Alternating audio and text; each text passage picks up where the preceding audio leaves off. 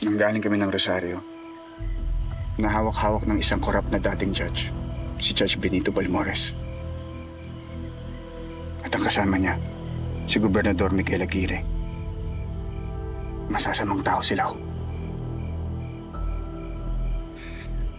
Nawala ang babaeng pinakamamahal ko dahil sa kanila. Pati anak ko.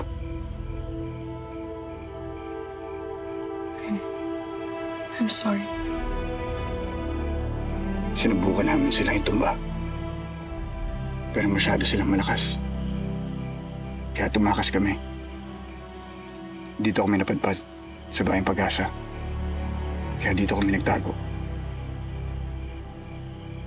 Sinubukan namin mabuhay ng simple.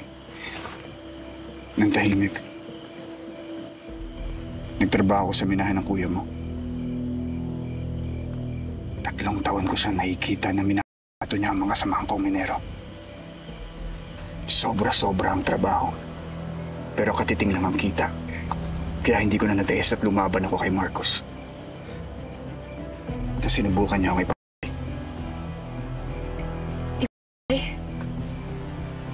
Hindi mamatay tao yung kuya ko.